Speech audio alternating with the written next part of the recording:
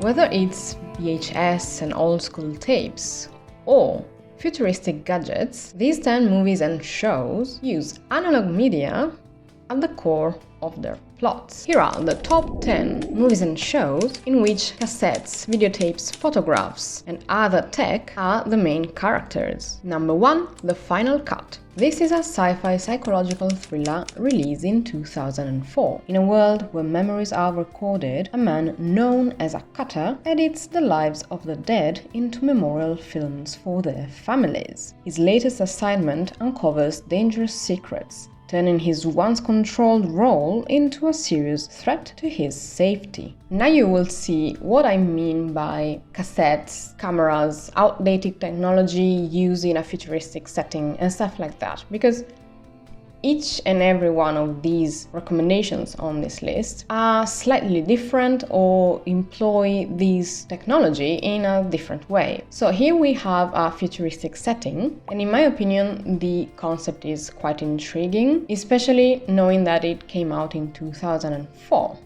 Long before we had the type of technology that might actually be employed in this way. If you're a sci-fi fan, chances are you are familiar with this movie. I don't believe it's well known, and it's definitely not the best movie with Robin Williams, because I wasn't really satisfied in the end. I thought they could have developed the whole story differently. There were some plot points that really didn't make sense to me or weren't exactly what I was hoping for. However, the idea behind this movie is interesting, and you will see how, to me, it's almost connected to another recommendation I will give you in a minute, and how a similar concept, that is to constantly film every single second of your life, and then depending on the purpose it might differ, but basically to be aware or not aware that your life is being recorded. What's the ethics behind it? Who is in charge of those memories?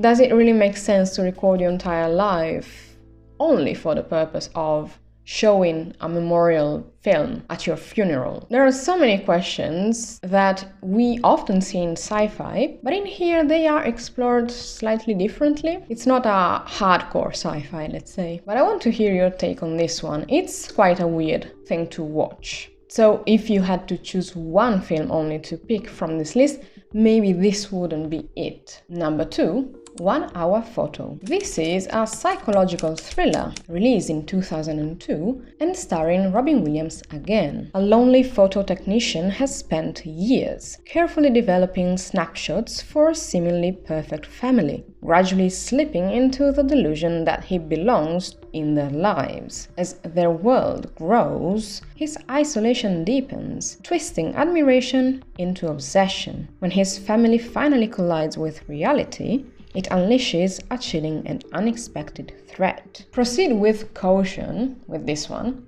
because if The Final Cut was a bit of an odd role for Robin Williams, who is mainly known for comedy, this one will be straight up disturbing, because he plays an unsettling character, and from the first scene in which you see him, he has this blonde hair and it's really odd. It doesn't suit him, in my opinion. So it really looks like something is off, and I guess it was made on purpose. But at the very beginning, you just feel that something doesn't feel right, and you don't really know why. Even though from the trailer and the plot summary that I just gave you, you know already that something is gonna be problematic in this plot, but you don't really know what. But what I found interesting in this movie is that he is the one developing the photos, and I still remember when we used to do that, it was just a regular activity, just like buying bread or something. Not on a weekly basis maybe, but quite regularly we would go, like with the whole family, we would go and get our photos developed. And I distinctly remember the smell of the shop. It was in my hometown, it was a Kodak shop. And in a way I miss that kind of experience. I don't think I've ever really thought about the fact that this stranger, whoever it might be, is looking at family photos. Think of it this way. It's as if someone had a look at all the photos on your camera roll on your smartphone before you could even see them. If you think about it this way, it's really weird. And so unless you had the equipment to develop photos at home, I mean, we all had to do that. This movie really explores how peculiar it can get, up to having a really disturbing story behind this character and the act of looking at photos of people, you know, happy people, or having a party, or going on holidays, which were more or less the occasions in which people in the 80s and 90s would develop photos, right? So you wouldn't take photographs of every single thing. You wouldn't take photographs of your meals as you do now with a smartphone, knowing that you can just delete them. And so what's the overall image that you get of a family? You know, the happy family that takes these happy photos. And it's really similar to the Instagram concept of you only see the best of the life of someone who is curating what they show you. They are not showing you everything, well, because they don't have to. It's none of your business, right? If they decide not to share some sides of their lives. But this also means that we all look at these curated pages that portray perfect lives, in a way. So the entire concept behind this movie is really fascinating and, in my opinion, is closer to us than we might think. But it's also nostalgic, especially in the scenes in which you see him developing the photos. But again, just know that it's not the easiest thing to watch, especially if you love Robin Williams and you don't want his image to be ruined in your eyes. Number 3.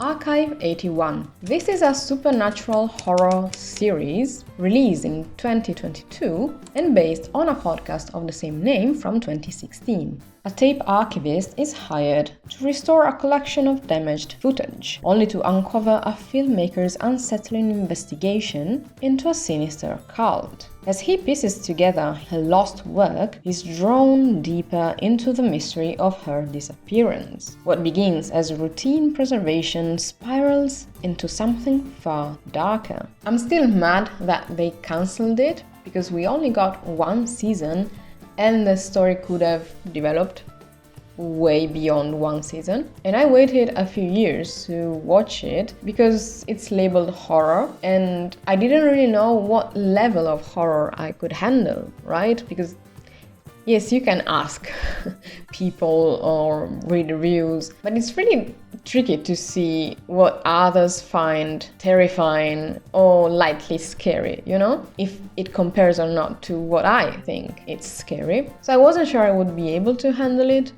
but I still watched it during the day, but it was great.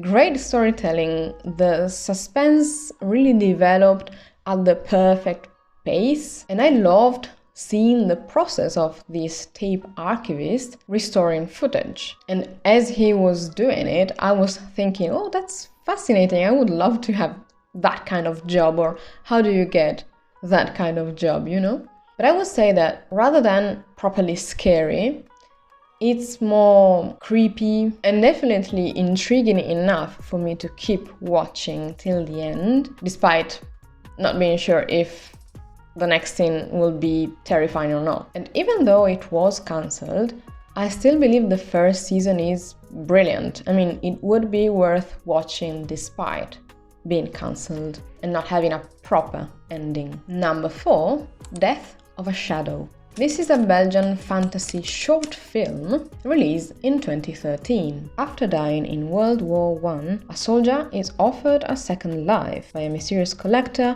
if he can gather 10,000 shadows. As he nears the end of his task, he remembers a woman who showed him kindness before his death. That memory begins to change everything. This is really short, it's just 20 minutes long.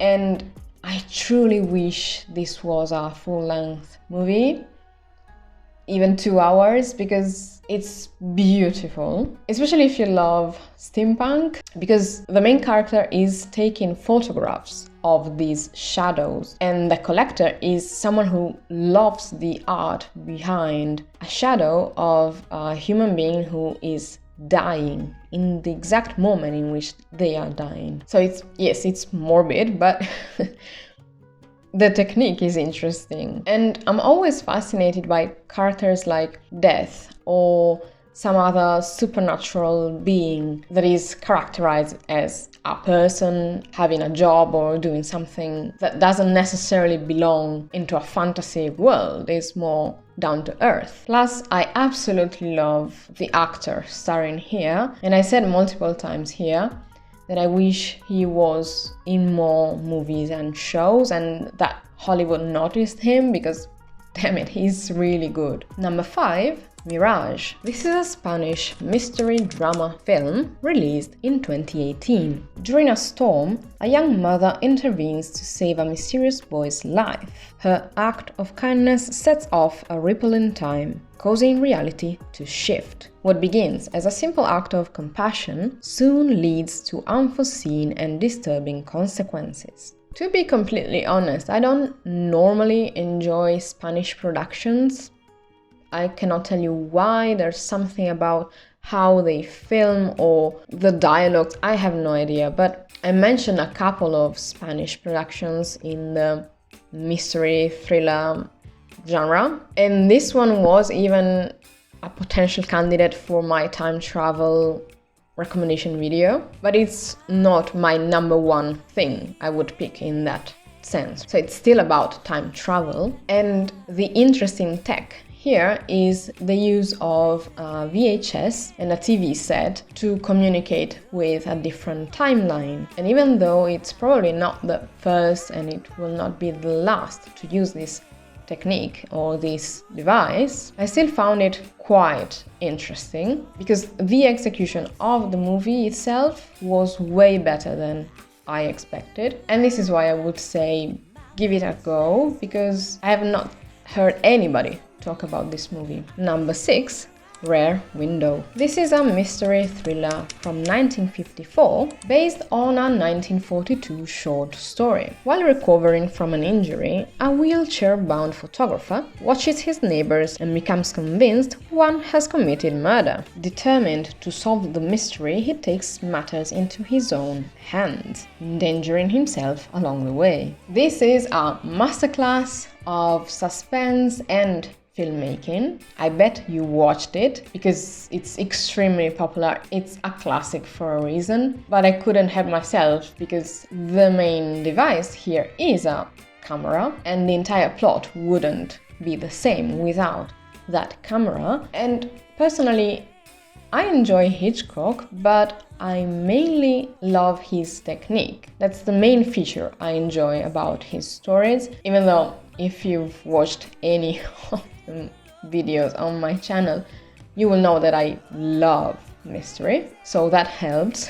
But he truly explores all the ways in which you can convey meaning and keep your audience engaged while experimenting with filming techniques at the same time. There aren't many movies today that can keep you hooked while the protagonist is bound and cannot leave a room. The dialogue must be good, and it was way more common to have a dialogue-heavy movie back in the 1950s than it is now, and yet we can still appreciate Rare Window now, which means that it works perfectly, despite what Hollywood thinks we will appreciate. Something one might see as controversial is voyeurism. When I studied cinematography, I remember the professor talking about cinema as the ultimate voyeurism, because the audience can look at someone else's life, their struggles and adventures, without the guilt that comes with voyeurism in real life. We don't see anything wrong about looking at someone else's life on screen in a cinema compared to the real life. It makes sense, and the thought of voyeurism feels quite disturbing, yet it's part of the human experience, as in learning social cues by observing our peers in school, for example, or dressing a certain way to fit in And how do you learn that? By looking at others. How do they dress? In the end, we adapt to society by looking at others. So it's also an essential function in our daily lives. Of course, there's a boundary there, but I believe it's an interesting concept. And in cinema, you can do it guilt-free, let's say. Number 7, 9 Days. This is a fantasy drama movie released in 2021. A bureaucrat is tasked with interviewing 5 souls to determine which will be given a chance at life on Earth. As he carefully assesses each candidate, he becomes confronted with a deep and unexpected personal dilemma. I've talked about this one recently in another video, and it's an exploration of what it means to be alive, how does it feel like, and who should be given the chance to get a life in the first place. And this movie could be a sort of spin-off to the final cut, because in here we watch people's lives on videotapes, but we never talk about the ethics behind others being able to see our own lives through our own eyes. Yes, the main difference between this and the final cut is that in here, the beings who are looking at our lives do not exist in the same realm. They do not belong to Earth. Whereas in the final cut is another human being who is watching hours and hours on end of your life after you died, but still. And that's when it gets controversial, basically. But I do see a connection between these two movies, even though they use different technology. Because it's funny, the final cut is set in a futuristic environment, whereas here we have an outdated technology in a world that could be potentially futuristic. Either way, I found it fascinating and it's worth watching. Number 8. Minamata. This is a biographical drama released in 2020 based on the book of the same name. An American war photographer returns to Japan to document the devastating effects of mercury poisoning on coastal towns. Through his lens, he reveals the deep suffering of local communities and brings to light the challenges faced by the victims. This subgenre of movie is the one that comes more often when you're looking for something that features photography, cameras, devices, both outdated and futuristic, and it's this kind of war drama or biopic. And I just talked about Erin Brockovich and Dark Waters in this recent video here, and they talk about similar issues but quite literally with a different lens, since in this case we learn about this tragedy thanks to a photographer who is there documenting, whereas in the other ones we have in one case a secretary, in the other a lawyer, who are the main characters and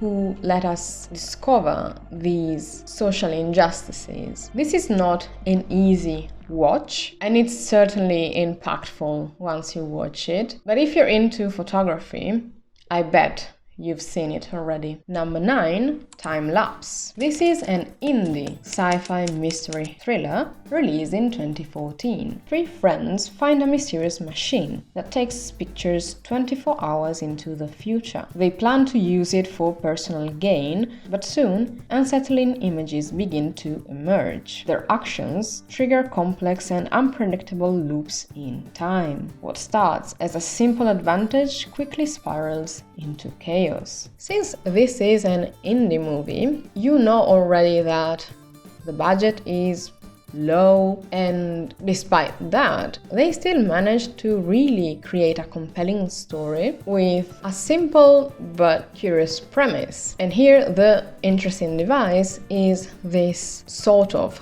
camera that takes basically Polaroids, except they portray the future. And this one manages to keep you hooked despite being a low budget, and this means that most of the movie is taking place in 2 houses, so it's not dialogue heavy as in Rear Window, yet it really works. I cannot explain to you how pleased I am when a movie like that functions perfectly. Nowadays in Hollywood, you keep seeing these humongous blockbusters and huge productions that need to be, I don't know, portraying constant action and that keep showing you spectacle when they usually lack dialogue or a decent plot. And so sometimes I really seek an indie movie or a low-budget movie that automatically gets rid of all of that and works with dialogue, a well-structured plot, and sometimes good acting. It's not even a given, but I mean, if this premise is intriguing to you, you should really check it out. Number 10. 13 Reasons Why. This is a teen drama series initially released in 2017 and based on the 2007 novel of the same name. After the puzzling death of a teenage girl, a classmate receives tapes that expose the story behind her final decision. As he listens, he pieces together her struggles and tries to make sense of the pain that led to her choice. In this case, we are only talking about Season 1, in which the main device is a set of tapes, and this TV show discusses some severe issues, so you might want to check trigger warnings before watching it. And I know that there are many other movies or TV shows that have cassettes or audio tapes, however you call them, that are used as a recurring theme. Sometimes they are fundamental for you to understand the plot, some other times they just are a feature. And so I wasn't sure which movies or shows to recommend here, because in this case, in 13 Reasons Why, there wouldn't be Season 1 without those tapes. They are the key point. And it's also funny to see this young generation, because they are not used to a Walkman, and so it's a really outdated tool for them to use. I personally grew up using a Walkman all the time, so it's funny for me to see others struggling with that kind of tool. But there are other famous movies. See, for instance, Clockwork Orange, in which there is maybe one scene or something that is even memorable, featuring cassettes, cameras of a certain type, photography and such. But in the case of A Clockwork Orange, I don't feel like recommending it. Then I recently watched another one that featured both photography and a main character who simply had the passion of listening to audio tapes, which is called Perfect Days. So if you're really into that, maybe check it out, and others. But in here, I really wanted to give you a variety of different devices that to me feel kind of similar. I think I got this idea when I watched Archive 81 specifically, because I was really fascinated by this act of restoring footage and the physicality of it. The analog media, perhaps I miss it, but that has to do with photography as well, or filmmaking, and perhaps even more intriguing is outdated technology in a futuristic setting. There are some examples that are quite peculiar, especially quirky shows, so maybe at some point I will talk about those, because in that case you don't have one specific device that is key to the plot.